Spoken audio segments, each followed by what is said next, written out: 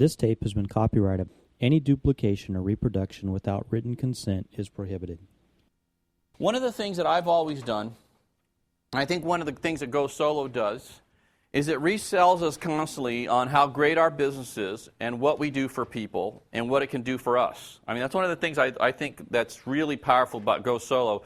If you have people plugged into that, they constantly are getting affirmations and reaffirmations about how great our business is, how great what we do is, that there's people having success. If you're not on Go Solo, if you're not getting your people on Go Solo, you're just missing out on just an unbelievable tool to keep people on track. I mean, I get so many messages from all over the country just saying how the Go Solos have changed their business and blah, blah, blah. And it's just amazing to me how people respond to that. So I don't know how plugged in you are in that, but you need to be. So that's one thing. And then what I'm always doing, what I've always done, and I think one of the reasons why I always enjoyed field training, I was a lot like Skip, I really liked field training people. I really enjoyed the process of field training. I never really felt like I wanted to get out of the field. I actually got talked into getting out of the field by Mike Sharp. He told me I shouldn't do that. I should be making phone calls and calling people. I'd be more effective. It was the stupidest thing I ever did. Cost me millions of dollars. And because I actually enjoyed it, because I got to the point in field training, I never field trained anybody that I didn't think was really good and had great credibility and had the potential to be an RVP. I just didn't train them. If I didn't see that in them, then I would put them under one of my regional leaders or have somebody else train them. I wouldn't train them. But I trained only the people that I knew had a lot of credibility, were the right market, and took me to see the right people. And so my ratios were really incredibly high. And so it was fun for me. It was always fun. I had a great time. It wasn't like, oh, I got to go field train this greenie, because I knew the people that I was field training were people that I felt confident that I could get them to RVP. And if I could develop another RVP, then, I mean, that's what better use of your time could you have than developing another RVP. So the way I looked at field training was different, I think, than most people looked at field training. I looked at it that way, and I enjoyed it. I really had fun, and I like meeting people. I like talking to people. I like finding out about people. I enjoyed that whole process. I like dealing with greenies. I never thought the stupid, people like they think that's the same stupid question. I never thought that way. I enjoyed the whole process. I really, really did. I think most people in Primerica don't enjoy it. And so what they do there is, because of the way they look at field training, they try to avoid field training. And that's the dumbest thing ever, because that's how you build your business. But I really believe that's what a lot of people in Primerica do. If you can't learn to love it and have fun doing it, I think that, because it's part of the process. Until you're financially, stone cold financially independent, you've got to do it anyways. Why not enjoy it? Why not enjoy the process? When you're done and you've got, 3, 4, 5, 7, 8, 10 million saved, and you got a decent business, a bunch of RVPs and all that, well, then that's a different story. Okay? But in the meantime, I think you ought to enjoy the process. As long as you can control who you're going out with to a significant degree, it should be fun. You should enjoy it, okay? And then I'm looking for all the time for something to reconfirm or reaffirm to me that I'm in the right business. This is out of the Los Angeles Times since Sunday, November 16th. It says, affordable life insurance can save family from financial crisis. My cousin, who was 42, died shortly after learning he had brain cancer. He survived by his wife and 2 sons, ages 13 and 15. The only life insurance policy he had was through his employer for $50,000. Okay? This will help pay for his burial and for some living expenses, but his lost income will significantly affect his family's ability to meet their daily living expenses. Are you aware of any programs or organizations that can assist this family? That's that money talk section on the Sunday Times, all right? And then she answers, right? Her name's Liz Weston. Thank you for providing a vivid example of why life insurance is essential when you have people financially dependent on you, and why employer-provided policies typically aren't enough, all right? People say, oh, I've got insurance through work. Yeah. Okay, so what are you going to do on living on, a quarter of what you make right now? How do you feel about that? So it's not as if protection is extraordinarily expensive. Before his diagnosis, your cousin could have purchased $500,000 of term life insurance for as little as $500 a year. Those proceeds could have paid off a mortgage, established a college fund for the children, and given the widow some peace of mind, rather than the financial scramble she faces now.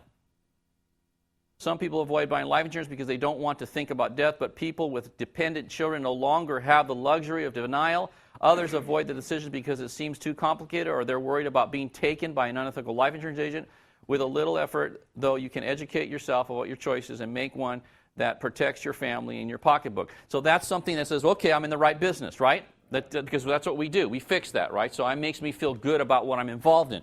how you feel about what you're doing is everything, all right? If you can't keep selling yourself on what you're doing is fantastic for people, it's very difficult to recruit people. It's very difficult to get appointments because you don't feel strongly about what you do. It's very difficult to do every part of the business that allows you to be successful unless you feel really great about what you do, okay? And then this is how big is your nest egg, right? This is from the sources of Federal Reserve Survey of Consumer Finances.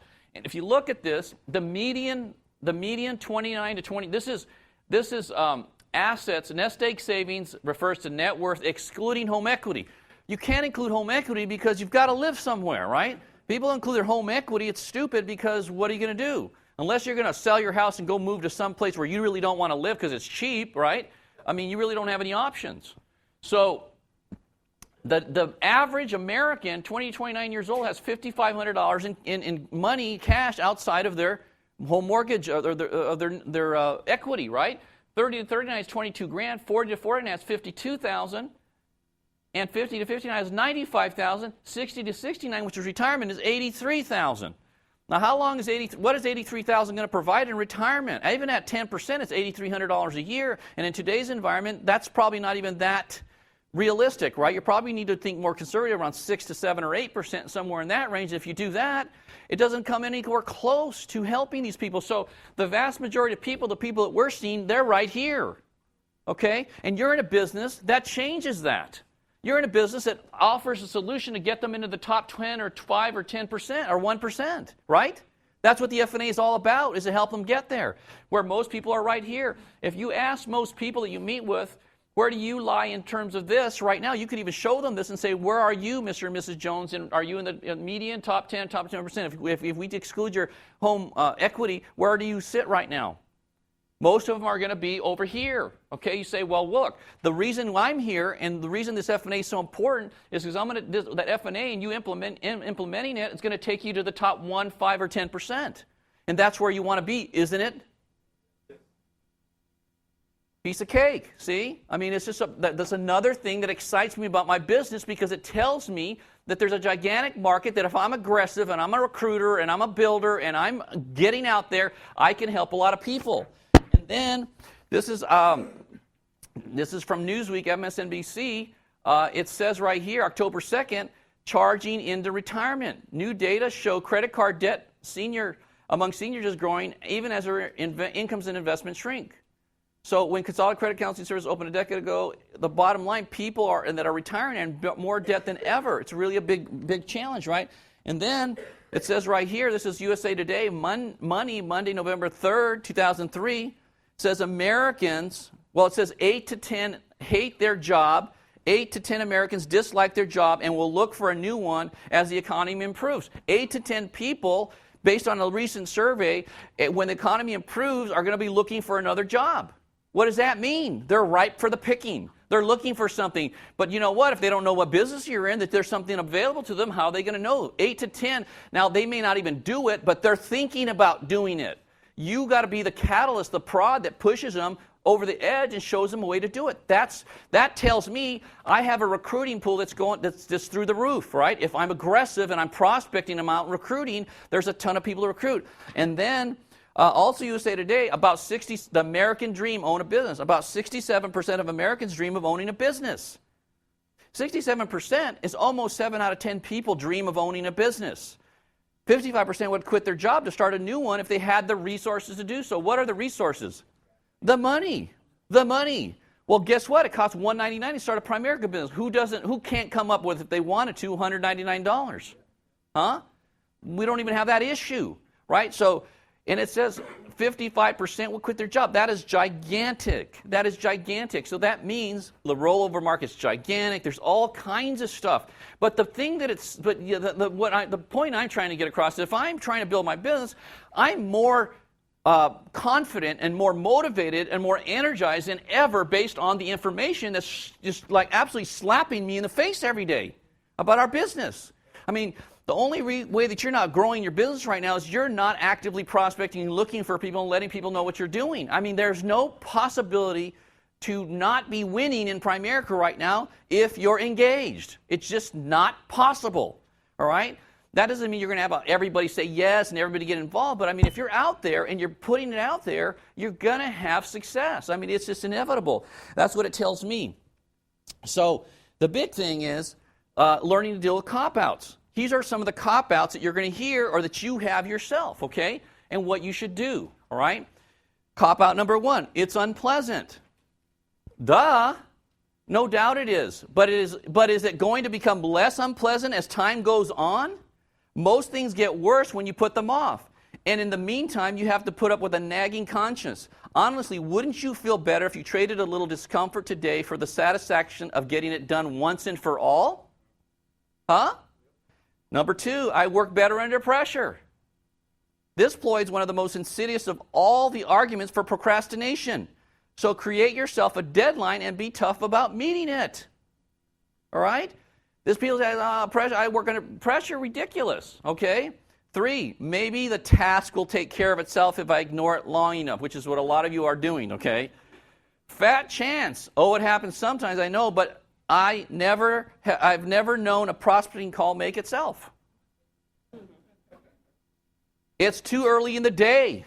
Salespeople make frequent use of this one, believing that it's better not to make calls before prospects have a chance to handle the mail and get their day started.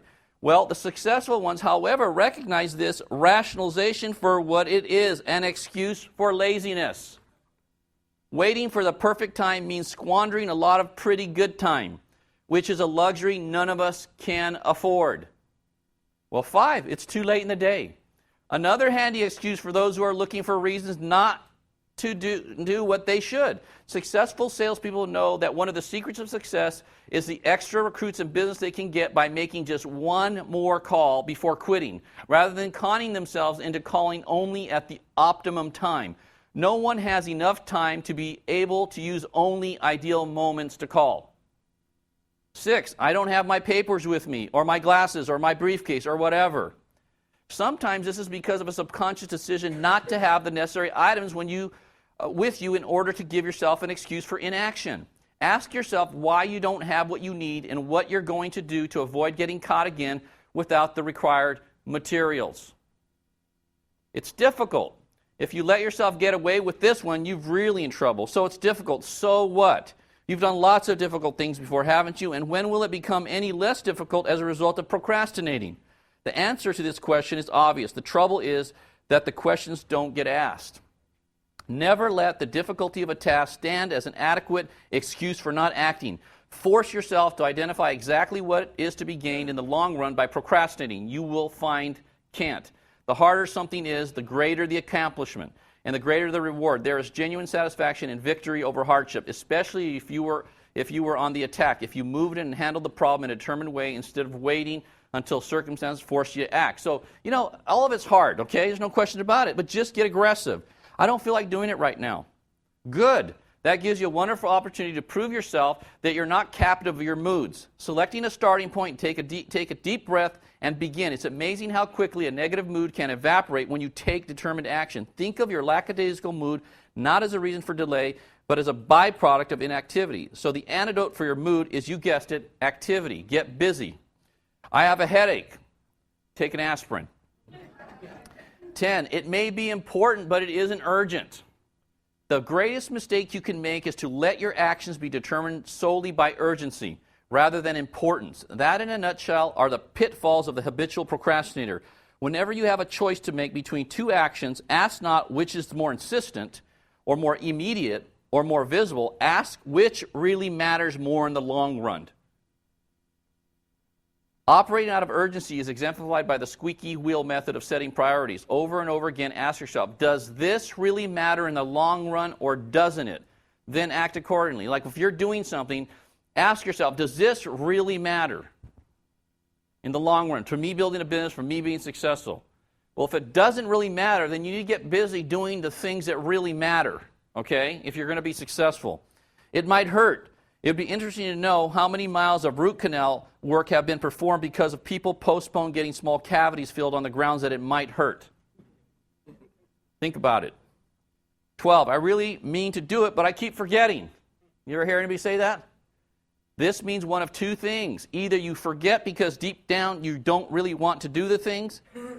Debtors have worse memories than creditors, as Ben Franklin observed. Or you forget because you don't have a system to help you remember. Palm Pilot. Okay, some planning device. Quit kidding yourself about forgetting and try to unearth the real reason for your convenient memory lapse. Is it fear of failure, fear of success, conflicting priorities, resentment, jealousy, laziness, embarrassment, lack of skill, self-defeating habits, low self-esteem, a note to yourself? Look at if you put a note to yourself, a desk calendar entry, a tickler file on the wall, a sign on the wall, a Palm Pilot alarm, a rubber band on your wrist, a spouse or a leader who will agree to hold you accountable. There are innumerable devices and techniques for helping you remember if that's actually your problem. Right? There's no reason to forget anything, to forget to do what you need to do. It might be embarrassing, which is a lot of the reasons why people don't prospect, okay?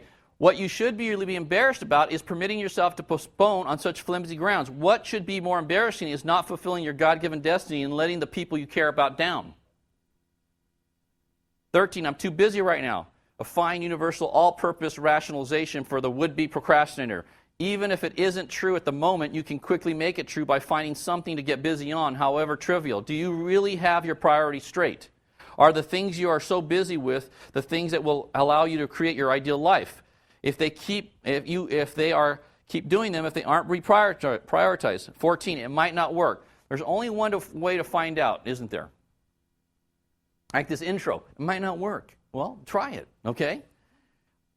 I need to sleep on it. You ever hear that one? Too often when you sleep on something, it winds up being squashed. 16, I don't really know how to do it. If you lack the knowledge or skills that are needed to do a task, obviously you shouldn't blame yourself for not doing it. But you should blame yourself if you don't take the necessary steps to gain knowledge or those skills. In any event, the ball's in your court. If you can't do the job, give it to someone else or learn to do it, but do something. Don't procrastinate. The weather's lousy.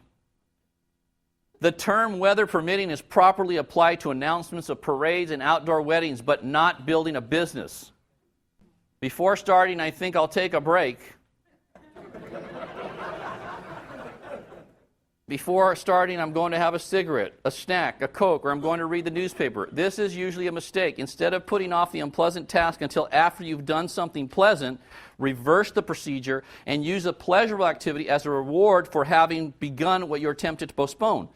The thing to keep in mind is that to be psychologically effective, reinforcement must come after, not before, the desired behavior. 19, I'll do it as soon as I take care of some preliminary tasks. Here you are being a little more cunning than the previous case. Instead of delaying in order to relax or goof off, you are getting started on a related task which makes the delay seem justified. If the preliminary task must be done, do it, but remember that these tasks have a tendency to become a diversion to distract from the real issue. Keep your mind on the ultimate objective, recruiting and training. 20, the last one. I'll wait until the first of the year and make a New Year's resolution. Or I'll begin my diet next Monday. Or I'll begin practicing my presentation scripts as soon as I get my license. Or I'll get my securities license as soon as I make some money. Or I'll start prospecting as soon as I know absolutely everything about everything. Or I'll start focusing on recruiting when I'm on my last dime and there's absolutely no other alternative. I'll give in to this recruiting and field training concept. This practice of postponing the establishment of a new habit until some date in the future doesn't work. It is predicted on the assumption that you're going to have more willpower then than you have now, but you won't. Be honest with yourself. What's the advantage of striking when the iron's cold? I wish you success in your efforts to overcome the main thing keeping you from where you are and the life of your dreams, and that's procrastination. Most of you guys, while you're not where you should be, you procrastinate yourself into mediocrity. Okay? So you got to get in the habit of doing it now, all right? This is one of the things that I did. Okay, I'm going to give you some ideas. I'm going to read you some things. Do it now. Okay? Not after the first of the year. Do it now, all right? You should use visual reminders. This is really important, okay? Procrastination is such an insidious habit that it creeps up on us unaware. How you can fight procrastination is by putting helpful reminders where you can be assured of not forgetting to do it now. At home, You can stick them on your bathroom mirror, on the television set, on the dashboard of your car, in your handbag or briefcase, in your wallet. At work, you might put them on your phone, on your desk pad, on your calendar, or your Palm Pilot, in the restroom, on the wall, on your computer, on a paperweight, and so on. You get the idea, right? No matter how well we know something, seeing it repeatedly in writing intensifies its impact. Golfer Johnny Miller, for example, carries around an old brown envelope in which he writes a little reminders to himself. Take the club back slowly. Make sure you're comfortable before starting the swing, etc. He says, I believe the brain is a computer. If you keep feeding things into it, it remembers and transfers them to the body. That's why all the sayings are positive and actually they're commands. The most succinct, all-purpose reminder is simply do it now.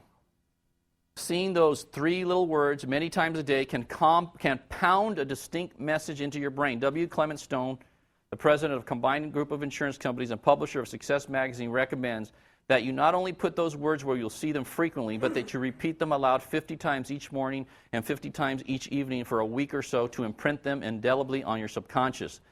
This technique of endowing words with power by repeating them aloud is well recognized in religion. Every church uses verbal repetition in its rituals.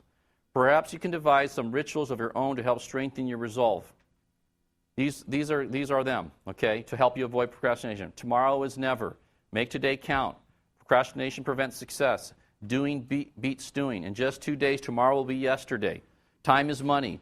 Do it anyway. Get that now habit. People don't fail because they intend to fail. They fail because they fail to do what they intend to do. Get around to it. Be a doer, not a dawdler. Why wait? Don't delay. Do it today. Have a happy tomorrow to do today's work today. Procrastination, a dream deferred. If not today, when? Today, use it or lose it. Use this day well. Life is leaking through your fingers. Do it before sundown. You don't find time, you make it. Just do it. Make it happen. Only turkeys procrastinate. Yesterday is a canceled check. Forget it. Tomorrow is a promissory note. Don't count on it. Today is ready cash. Use it. Lead time, the gift that only I can give myself. Do tomorrow, do today. Well begun is half done. Get off your duff. It's worth doing now. If it's to be, it's up to me. Move ahead or move aside. Winners don't wait. Choose this day. Use this day. Do it or ditch it. There's a time to work and a time to play. It's time to work. If you have to do it now. Procrastination is a thief of time. Tomorrow's too late. Do the worst first. When tomorrow comes, what am I going to wish I had done today? Doing it gets it done. A journey of 1,000 miles begins with a single step. Take it. Regardless of which saying resonates with you, the idea is to use them to get you to do now what will result in you reaching your goals and dreams. One of the best gifts you can give those who count on you is the example of getting things done now. Whatever is not impossible is inevitable if you develop the habit of doing it now. I'm going to get this to you. This is something you ought to get to everybody. Okay, this is some great stuff. Man, imagine if you memorize and you read this every day for, like he said, this kind of thing. So what's the deal here? Okay, this is the deal. All right? I want you to start thinking in terms of this, okay? One of the things is you have to have a plan, all right? This is a 2004 game plan. Number 1 is master the basics. Okay? This is for you. This is for your team. This is for everybody, okay? Master the basics. What are the basics, okay? Appointment setting. That is the first basic. Everything becomes with appointment setting. You should be spending time every week teaching how to set appointments. Every week. Not every other week. Every week that should be a constant, repetitive drill that you do, okay? The second thing is the intro. The intro sets everything up. If I were you, I would go over the intro every Saturday, role play it every Saturday, go over it, work with your people, get them comfortable with doing the intro. The intro is the key to recruiting. It's the key to getting people. Look, if we're going to win all these contests stuff, we're going to have to get recruiting going. If you're going to get recruiting going, you have to have a process to make sure that recruiting happens on every appointment. Okay? If you're not doing the intro, well, it's not going to happen on every point. It's going to be hit and miss, and you don't have a system. Okay? C is the presentation.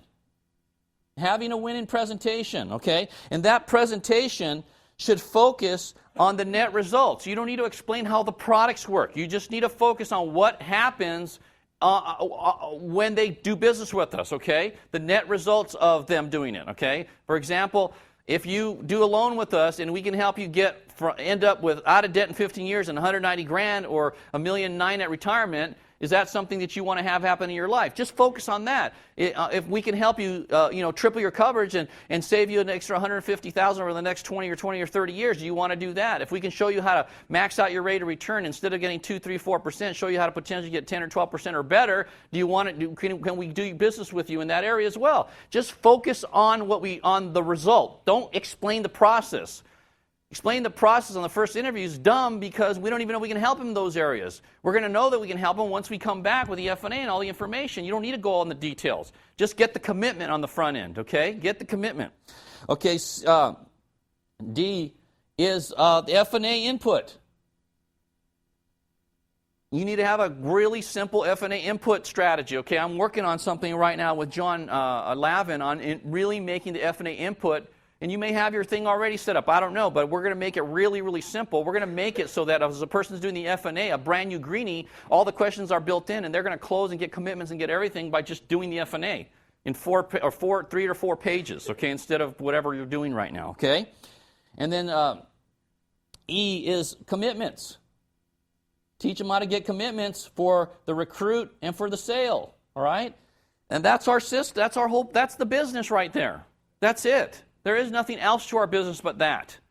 All right? And prospecting should be included in that as well. But we already talked about that. But that's the basic plan right there. Okay? Now, the second part of this plan that you need to have and your teammates need to have and you need to talk to them about having, all right, is this.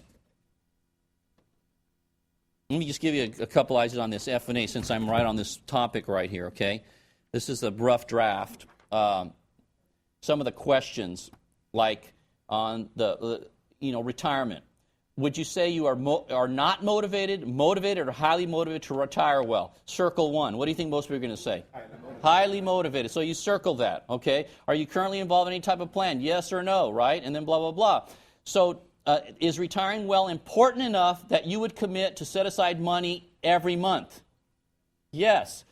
Based on your current retirement plan, at what age will you be able to retire? All right, and they're not going to even know usually, right? So how does it make you feel that you don't know when you're going to retire and you have no plan to retire? Huh? Okay, so I can help you formulate a plan to make sure we can help you not only retire, but retire at a lot sooner age than you plan to. Is there any reason why you wouldn't go ahead and implement that plan when we come back with it? No. Okay, right? So income protection. So I can analyze your supplies. Would you get your policies? So what is your relation with the agent who sold the insurance? Find out. So would you say it's unimportant, important, or very important to properly protect and secure your family's financial future if you died prematurely? Very important, okay? You can talk about the drawback. If we can provide you with more protection, lower cost, or more savings, will you do business with us? If you got your guys doing that every time, what would it be happening? Cha-ching, cha-ching, right? Okay? Emergency fund. Do you have an emergency fund established? No. Okay.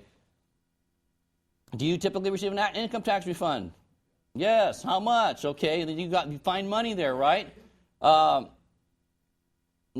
thing. Our goal is to help you become debt-free and financially independent, whether you live or die within the frame of your existing budget. We provide level term protection with a large portion of your money going toward long-term savings. In addition to what you're currently spending, how much can you comfortably set aside to ensure you reach your goals?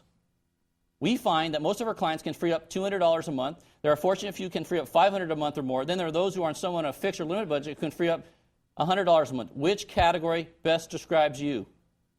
200. Okay. Is this an amount you would definitely be comfortable with each and every month?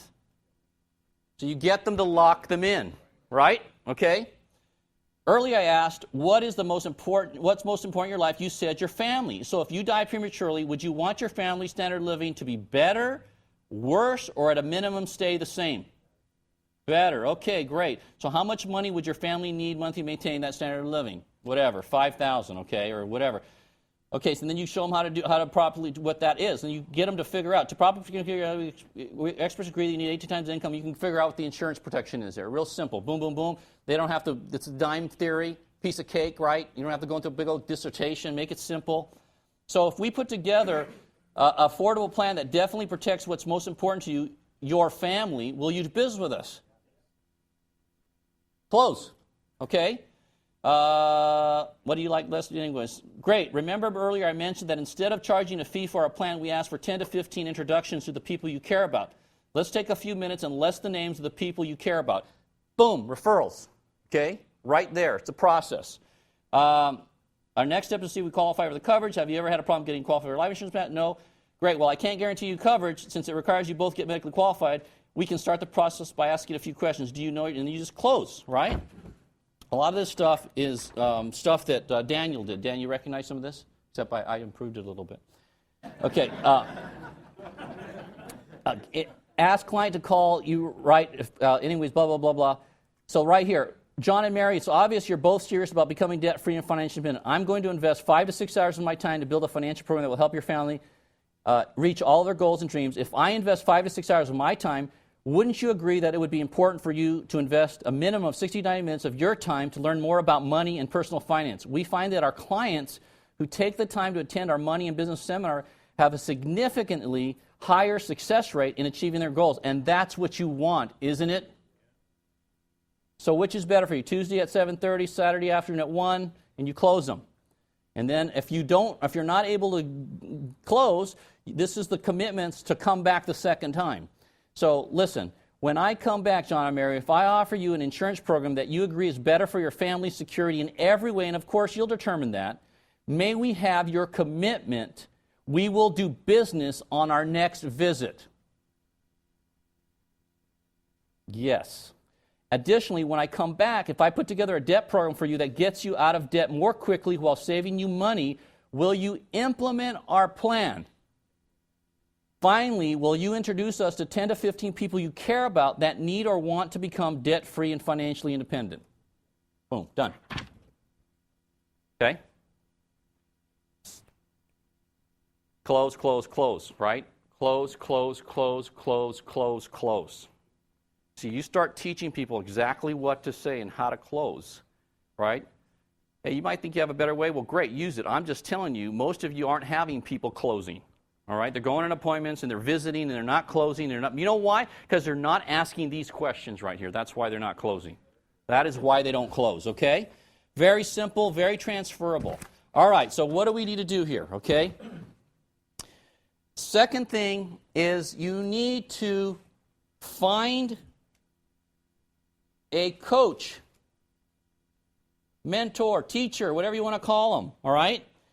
And commit to do everything they tell you to do. Right? What I did just recently, right? I'm a golf nut, man. I am just an absolute psychopath about getting to scratch right now. And I have this teacher named Anton. And Tom, I worked with him last winter, and we were starting. He got back in town, and I've been working with him here. And I've been playing the best golf of my life right now. I've shot, I had 2 or 3 days in a row where I shot even par or better. My bad scores are about 75 now. You know, when I hit it badly, I'm shooting 75. It's the best I've ever played, all right? And I made a commitment to him. I said, Tom, I am going to commit to you that, because I saw progress. He showed me some things that really helped my game, right?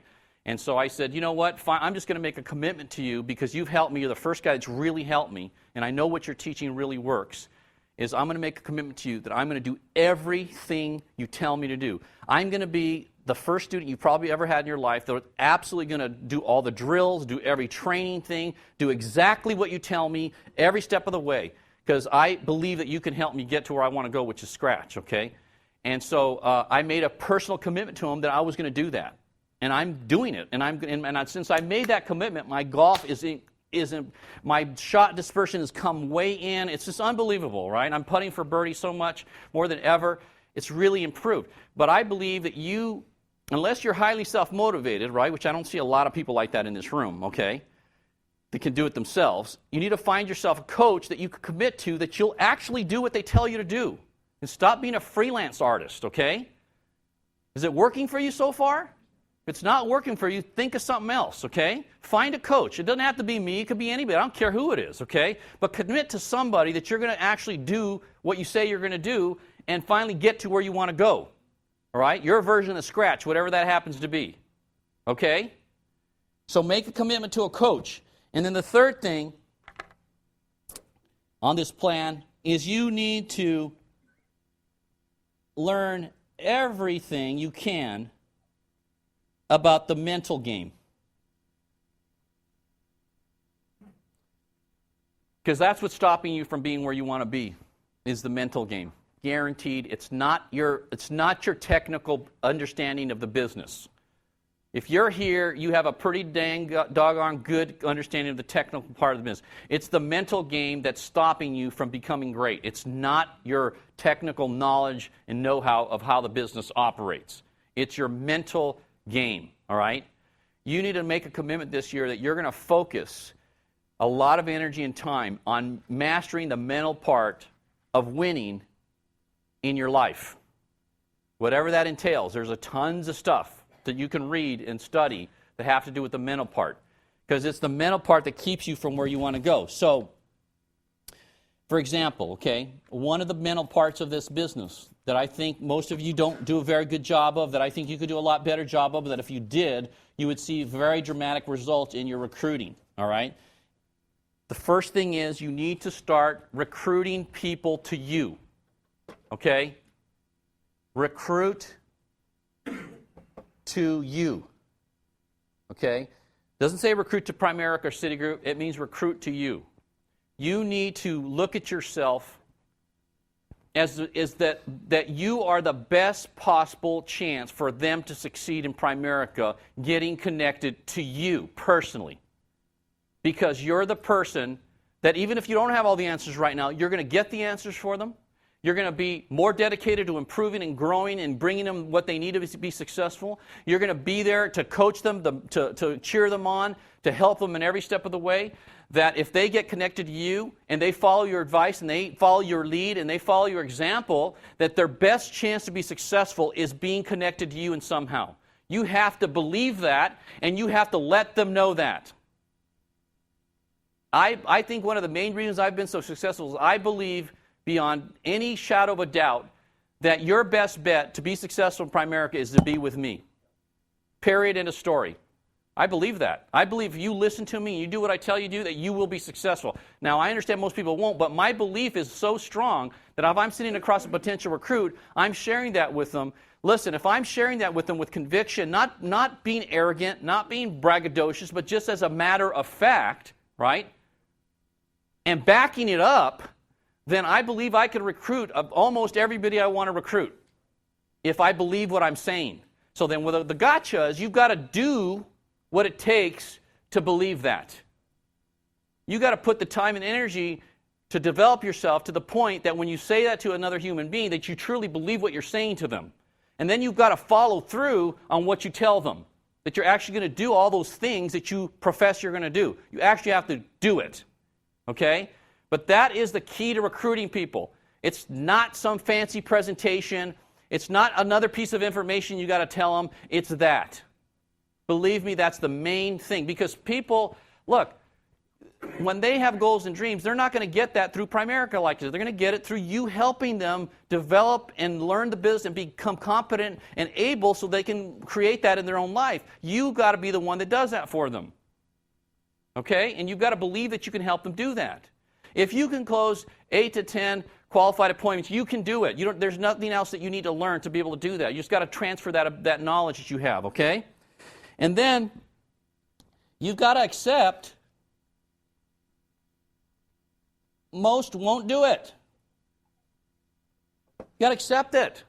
Hey, folks, I've been doing this a long time. Most of the people that I've worked with don't do it. And I'm good, okay? I've had, at one time, right after the flush, I had about 40 or 45 first-generation RVPs. You know how many I have right now? 15. I've had about 20 RVPs quit on me. I got them all the way to RVP, and they've quit on me. Okay? But you know what? I accept that most won't do it. Even people, hey, look, I've got people that are great at the business, that could be incredible, that don't really work at it. All right? But that's part of the deal. I can't change that. I accept that, and then what I don't allow to happen is this. I have never, and I never will, allow your behavior to affect, even in the slightest bit, what I do. Never will it happen. Never. You can quit. You can do whatever you want to do. You can talk about me. You can do whatever you want. I will never let you or any other human being affect what I'm doing with my life, because I'm very clear about who I am and what I'm trying to do. And I see most people in Primerica, when their people quit or they don't do what they say they're going to do, they get all upset, they get frustrated, they get angry with people. Listen, I get disappointed because I feel bad for the people, but I don't ever get upset or angry. I accept that that's part of the deal. I accept that most people aren't going to do it. I already know that going into the game. I already know that most people aren't going to get after it. I just spent a lot of energy in the last week preparing for this meeting. I spent a lot of energy already so far today, right? I think I gave it what I've got anyways, all right? I don't know if that's good, bad, or indifferent, but I gave it all I've got. And I already know that most of you are going to check out when you leave here. And you're not going to do any of the things I talked about, and you're going to go, oh, that's Hector, he just did another RVP meeting, tell me the same crap over again. I already know it. And I accept that. But there are a few of you that are really serious about your life and your future. And this whole meeting was for you. And the rest of you, I love you, God bless you, good luck, okay? But I'm not going to worry about that, and I'm not going to change my demeanor. I'm not going to change my focus. I'm not going to change what I'm trying to do. I'm not going to change my message. I'm not going to change how I think and how I act at all. You with me on that? You know what I'm talking about, okay?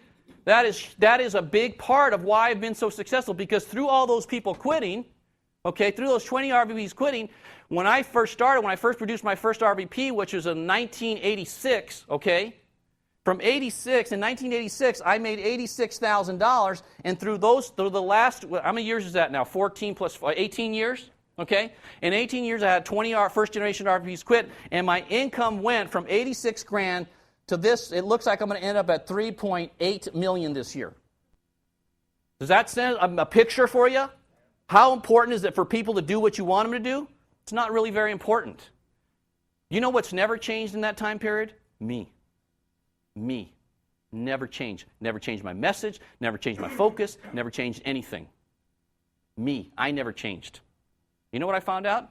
The ones that quit, there's always somebody to fill in that spot. There's a Daniel Alonzo, there's a Brandon Neal, there's a Brandon Dawson, there's always somebody. Always. You know what? I've always believed that. I know that. I know that for certain. So I don't really care what anybody does individually. You with me? If all of a sudden Kurt decides, you know what? It's good enough for me making, 20 grand or 20, and that's all I want, God bless him. Whatever. That's not going to stop me from looking for new people this year and trying to get some new people going and finding somebody that wants to win. That won't stop me one bit. I'll feel bad that he didn't fulfill his destiny and what he could do, but that's up to him. Not going to change my behavior. You with me? Yes. Okay, a lot of you, your behavior changes when people don't do what you want them to do. The gigantic trap you fall into. All right? Okay. So don't let what anyone do affect you, all right? Accept what it is, and then just keep going from there. And then this is a big deal that I've operated from that's helped me so much. You ask, how do you stay? People always about, you make big money, you're multimillionaire, and you're still focused, and you're still in the game, and why are you still doing it? I mean, if I was in your situation, shoot, I'd be living on some island somewhere, and I wouldn't be doing all the work you do, and preparing, and go solos, all at 4 o'clock in the morning, and all this kind of crap that you do, right? Why do you do that? Because I act as if I'm being videotaped every waking moment. That's why. I act as if you're all watching me all the time. And I think, what would my team think about me if they saw the way I conducted myself all day, every day? How would they feel about being on my team and being in business with me? How would my kids think about me as their father if they saw the way that I behaved every waking moment? What would my wife think of me if she saw the way I behaved every waking moment? Can you imagine how different your behavior would be if you actually operated from this point of view? You guys would make so much damn money you wouldn't even know what to do with it. Your businesses would explode. People would want to be engaged and be in your business. If you came from this point of view, if you operated from this point of view, really did it though. When I'm sitting idly, I'm going, okay, what are they thinking about? I better get busy. You might think, that's kind of psychotic, Hector. I mean, come on, did you ever take a break? Yeah, I take plenty of breaks. Okay, I play golf, I do a lot of stuff. But I'm always thinking about that. Even when I'm doing social things or something, I'm still thinking about that. What would they think about me if they saw the way I was behaving right now? You'd be amazed what will happen. Are they proud of you? Would your kids be proud of you? Would your wife or husband be proud of you? Would your teammates be, wow, I can't believe I'm on a studs team. I am so lucky to be involved with this person in their business. What would they be thinking? That mean you have to be perfect? No. But see, because the way you think, the questions you ask yourself determine the quality of your life, you guys. You've got to look at your life and say, what's my life like? Well, you know what? I guarantee it has to do with the quality of the questions you ask yourself. That's what your life's like. Period, end of story. All right? Okay, so what do we need to do, all right? This is one of the things we need to do. I'm going to end with this. The mental part of the game is everything in everything we do. Sports, you name it, right? Right now, they just finished Monday. Yesterday was the final stage of Q School. I'm, of course, a golf nut. Q School, there's 3 stages of Q School. There's like probably 8,000 to 10,000 guys that pay $4,000 to try to get their PGA Tour card. They give out 30 cards plus ties. There's probably about 10 guys that pay a pony at $4,000, start the first stage, go through a qualifying tournament in their local area, go to a second stage, then go to the third and final stage, and then they took, out of that group of people, I don't know how many, I think it was close to 200 guys or something like that, they took 30 plus ties. I think it was 32, 34 guys got their card this year. After that brutality. And the tournament's, it's 6 days. 6 straight days of every putt means everything. If you have an ability to play golf and make your career, it's unbelievable pressure, right? Imagine every year you had to qualify to do Primerica, and there were 6 days you had to close X number of sales in 6 days, and if you didn't, you couldn't participate in Primerica for the next year. Huh? Would that be tough? Would you be focused? Absolutely. That's what that's like. It's brutal, right? Hey, so things are tough, right? If you want to play the big time, if you want to play at the show, which is the PGA Tour, you gotta just bust your ass, right? You gotta get it done. That's all there is to it, man. You gotta be ready, prepared, and you gotta get it done. And mentally, it's the big problem. All those guys are capable of shooting 62s and 63s and 64s, right? On any given day. But when it's on the line and pressure like that, everything changes. It's a different kind of thing, right? Unbelievable. That's why I love it so much. It's just we can watch people crumbling. It's unbelievable. It's like theater, man. It's like life, right? Okay. So do we know for a fact that we're going to have problems in the process of building our business? Yes. Right? Is that an absolute for sure thing? Yes. Yes. Okay. All right. If we know for sure that we're going to have problems, if you're going to be great, you need to have your response made in advance. Why people struggle with Primerica is they don't have the response handled in advance. They have a person quit. They have a dark house. They have a chargeback. All those things that we know are going to happen if we're engaged in this business, right? Why people end up quitting is because they don't have a response in advance for that situation happening. And when it happens, since they don't have a pre-designed response, they do what's typical. They crumble. They start losing doubt and stuff. Okay, so what you need to do is do this. Okay, on your paper, take a clean piece of paper and write situation. We're going to do 3 columns. All right. Situation, right? Okay. Typical response in the center. I put weenie at the top. Okay. And then put winner. And put mentally tough response. So let's think of the response. Okay, dark house.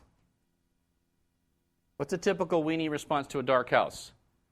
Oh my God, they didn't show up. They must not like me. Maybe this business isn't for me. Maybe I'm not cut out for this. Right? And the mentally tough response is get your referral letters and do drop-bys. Right? That's what I used to do. A dark house, no one's there, get my book out, all my referral letters, right? That's why you get referrals.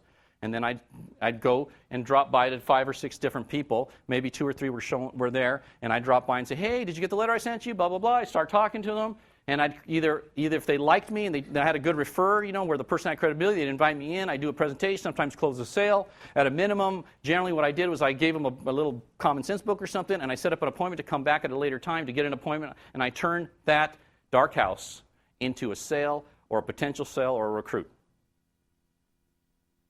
Can you see that if you had a dark house and you already had a response in advance set up, that when it happened, it wouldn't affect you, you would just go right into plan B? You see that? What kind of an effect would that have on your business over the long haul? Can you see that? Okay. So what else we have? Chargeback.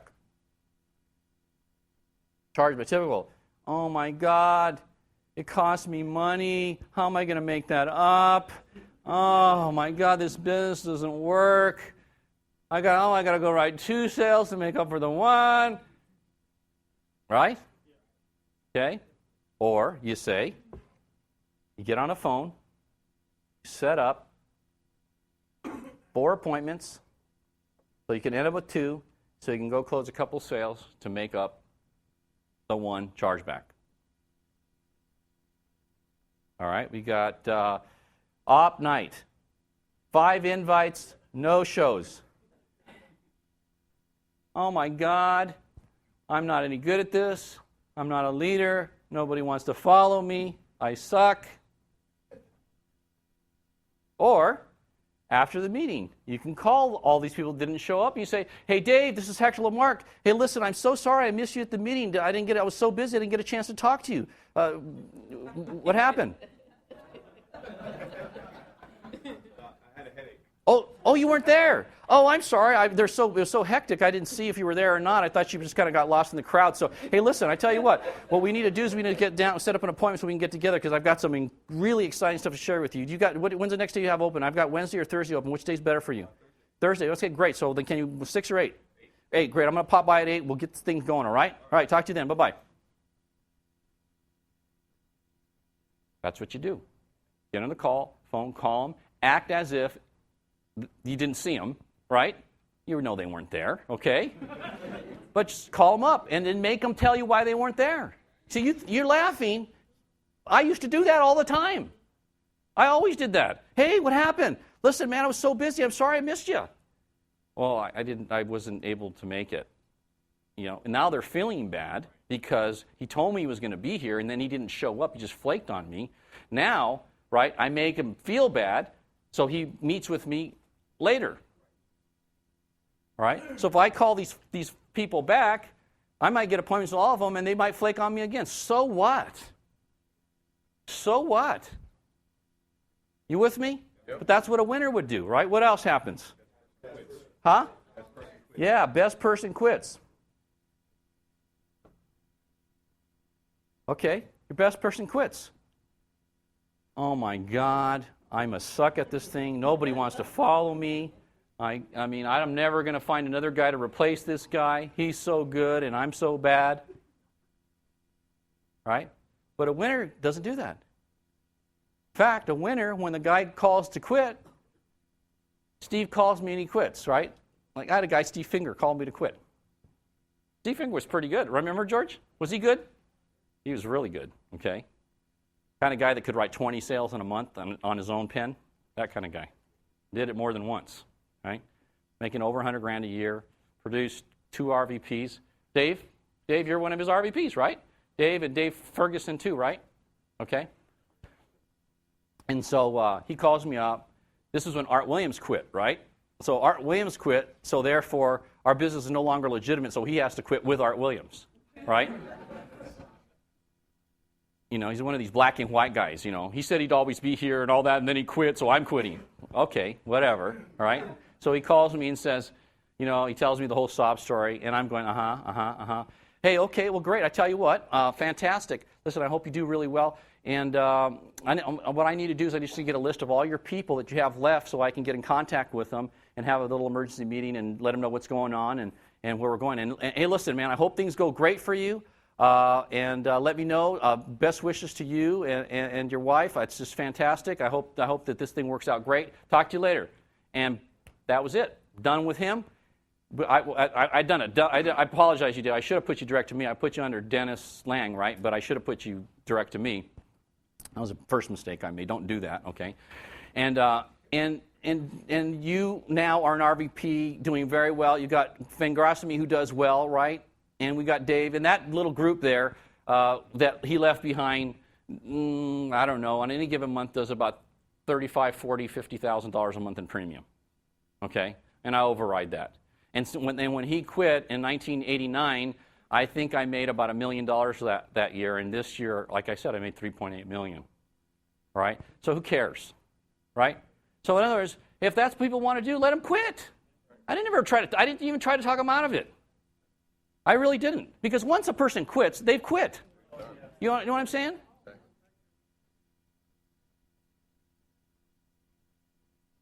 Never.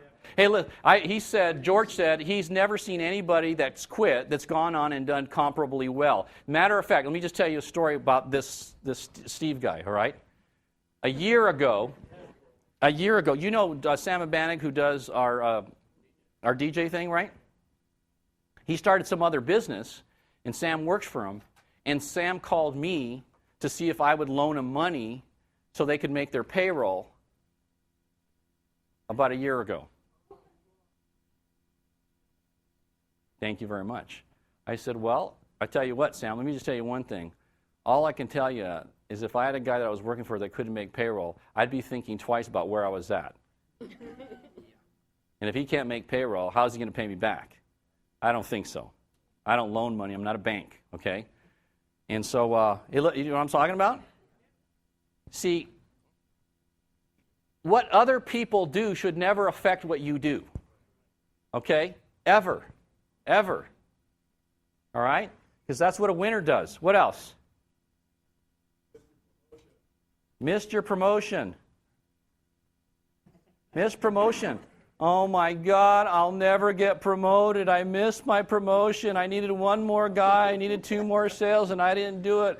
There's nobody else to sell to. Those were the only people I'll ever sell to in my life. Right? That's a typical response, right?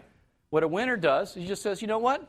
I need to get wider. I need to get more people. I'm going to go recruit 5 directs this month. I'm going to make it happen myself. I'm going to get it done, right? That's what a winner does. Winner just goes out and makes it happen. Sucks it up and goes to work, picks up the prospecting, talks to more people, gets more aggressive, gets more excited, sells it harder, right? That's what he does, or she does. Okay? Anyways, you get the idea? Yeah. All right, see, what you've got to do, give that to people when you recruit them, because let them know this is what's going to happen. Okay? This is what a weenie does, and this is what a winner does. I am. You're going to get that. I'm going to do that, right? Hey, because let me tell you something, okay?